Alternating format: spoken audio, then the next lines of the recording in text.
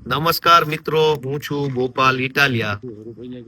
આજે એક મહત્વના વિષય ઉપર ધ્યાન દોરવું છે. બીજેપીની સરકાર હિન્દુત્વના ખૂબ મોટા મોટા અને જૂઠા જૂઠા દાવાઓ કરે છે, પરંતુ જ્યારે ખરેખર હિન્દુ આસ્થાનો વિષય આવે, સનાતન પરંપરાનો વિષય આવે, અને જ્યારે ખરેખર આપણી આધ્યાત્મિક સંસ્કૃતિનો વિષય આવે, ત્યારે ભાજપ સરકાર દ્વારા હંમેશા હિન્દુ શ્રદ્ધાળુઓ અને હિન્દુ આસ્થા ધરાવતા વ્યક્તિઓનું આસ્થાનું ધ્યાન રાખવામાં આવતું નથી. ભવનાથની અંદર જે મેળો થઈ રહ્યો છે, ભવનાથમાં જે મેળો થઈ રહ્યો છે, એ મેળાની અંદર હમણાં હર્ષ સંઘવીએ 4-5 મીટિંગો કરી. જુનાગઢમાં સરકારી માણસો અને બધા અલગ અલગ આગેવાનો સાથે ગાંધીનગરમાં મીટિંગ કરી અને એવો નિર્ણય કર્યો કે ભવનાથ મેળામાં ગિરનાર દરવાજાથી કોઈ પણ વાહન અંદર જઈ શકશે નહીં. હવે ભવનાથ મહાદેવનું મંદિર જે છે, કે જ્યાં મહાશિવરાત્રીનો મુખ્ય મેળો યોજાય છે, જ્યાંથી રવેડી નીકળે છે, જ્યાં સ્નાન થાય છે, એ ભવનાથ મહાદેવનું મંદિર એટલે આખા મહાશિવરાત્રીના મેળાનું કેન્દ્ર સ્થાન. ગિરનાર દરવાજાથી ભવનાથ મહાદેવના મંદિર સુધીનો રસ્તો અંદાજે 8 કિલોમીટર જેટલો હશે, અંદાજિત. અને આમ સીધા ચડાણ વાળો છે, કેમ કે ભવનાથ તરફ જાઓ જુનાગઢ સિટીમાંથી એટલે ઢાળ ટાઈપનો રસ્તો છે.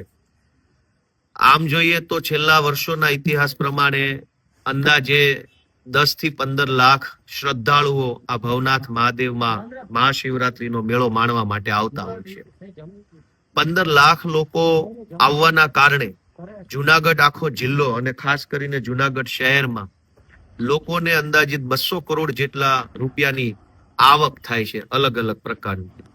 એટલે મેળાનું ઐતિહાસિક મહત્વ તો છે જ છે.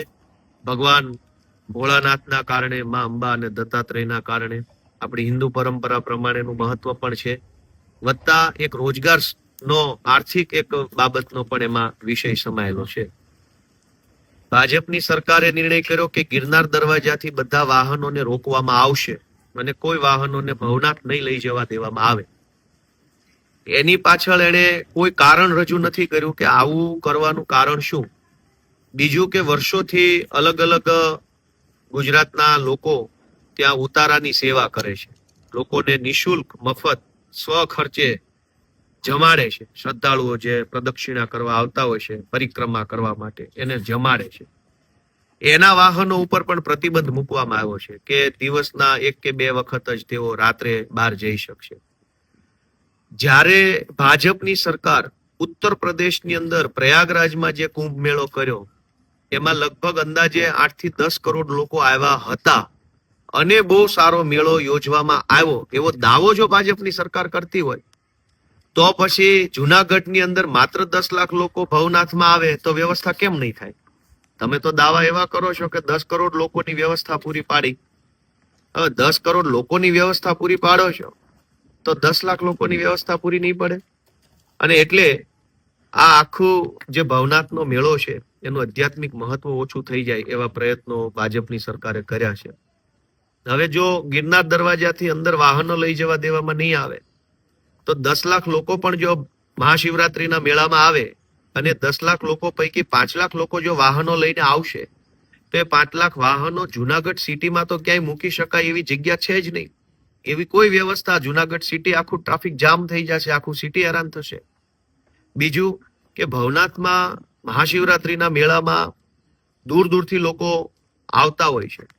હવે એમની સાથે બાળકો હોય, કિંમતી સામાન હોય, કપડા લતા હોય, ઘણું બધું હોઈ શકે છે. તો એ બધા થેલા શું ખભે લબડાવીને 8 કિલોમીટર ચાલતા બહેનોએ જવાનું? કોઈ માનો કે 2 દિવસ મેળામાં રોકાવા માટે આવ્યું છે અને માનો કે ભાવનગર જિલ્લામાંથી કે સાબરકાંઠાથી કોઈ મહાશિવરાત્રીનો મેળો કરવા આવ્યું તો 4 જોડી કપડા લઈને આવ્યા. હવે 4 જોડી કપડાનો થેલો ખભે લબડાવી અને ગિરનાર દરવાજાથી ભવનાથ સુધી ચાલતા જવાનું. અને સાથે જો નાના બાળકો હોય તો બાળકોને શું તેડીને 8 કિલોમીટર ચાલવાનું? જો કોઈ સિનિયર સિટીઝન હોય, 60-65 વર્ષના વડીલ હોય, કેમ કે ખાસ કરીને વડીલો આવા બધા જે આપણા લોક પરંપરાના તહેવારો છે એમાં ખૂબ રસ લેતા હોય છે, મોટી ઉંમરના આપણા વડીલો. તો ગિરનાર દરવાજાથી 60-65-70 વર્ષના વડીલો કે જેને મહાશિવરાત્રીમાં ભવનાથ મંદિરે જવું છે એને શું ચાલતા જવાનું? તો આ કેવા પ્રકારની કુમતી કુબુદ્ધિ ભાજપની સરકારને સૂજી છે. અને ખાસ કરીને હર્ષ સંઘવી જ્યારે આ આખા મહાશિવરાત્રીના મેળામાં લાઇમલાઇટમાં રહેવા માટેનું આખું આયોજન ગોઠવે છે, તો એમને વિનંતી છે કે હિન્દુ પરંપરાનો તમે દાવો કરો છો, હિન્દુત્વવાદી સરકાર હોવાનો દાવો કરો છો, તો શા માટે હિન્દુ શ્રદ્ધાળુઓ હેરાન થાય, પરેશાન થાય, 8-8 કિલોમીટર ચાલવું પડે, એવા પ્રકારના મનગઢંત નિર્ણયો લો છો?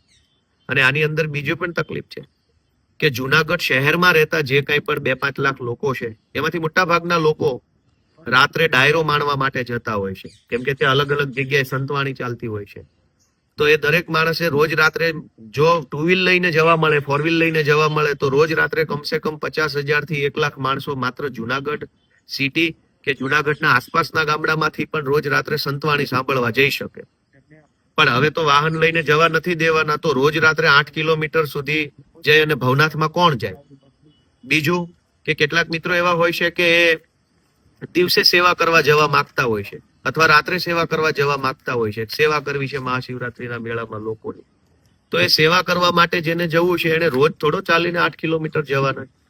એટલે અને બીજી સૌથી મહત્વની બાબત એ છે કે સરકારી ચોપડે 51 એકર જેટલી જમીન, 51 એકર જમીન મેળો કરવા માટે અનામત સરકારી જમીન ભવનાથ તળેટીની આસપાસ છે. પણ વાસ્તવિક રીતે 51 એકર નથી, કેમ કે મોટાભાગના ભાજપના માણસોએ ભવનાથ તળેટીમાં દબાણ કરી નાખ્યું છે, પેશકદમી કરેલી છે, અને એના કારણે મેળો કરવાની જે જગ્યા છે એમાં ભાજપના માણસોનું દબાણ છે.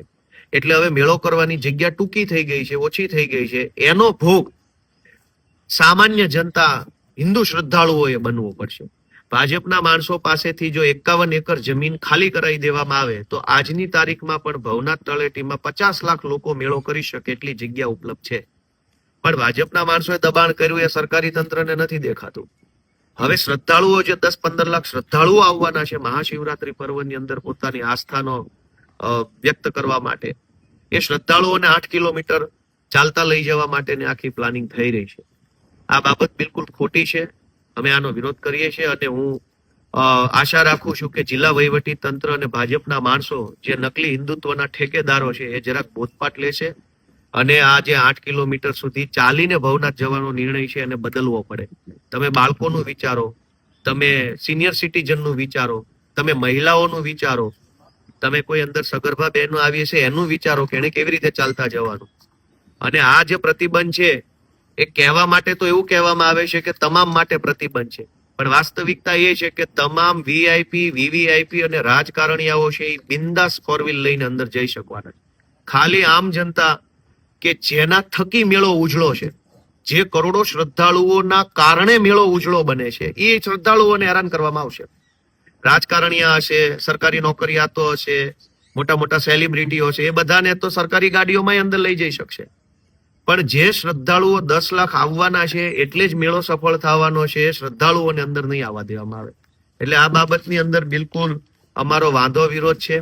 હિન્દુઓની આસ્થાના નામે જે કાંઈ ભાજપે મત મેળવ્યા પછી મહાશિવરાત્રીના ભવનાથના મેળાની આટલી ઉજળી પરંપરાને તોડવા માટેનું જે કૃત્ય થઈ રહ્યું છે એ નિંદનીય છે. મારી સ્પષ્ટ માંગણી છે કે તાત્કાલિક આ નિર્ણયની અંદર ફેરવિચારણા કરવામાં આવે, નહીં તો અમે પણ સામાજિક, રાજકીય અને જે કાંઈ પણ લોક સંપર્ક કરીને કાર્યક્રમ કરવો પડશે એ કરવાની અમારી ફરજ પડશે. હર હર મહાદેવ.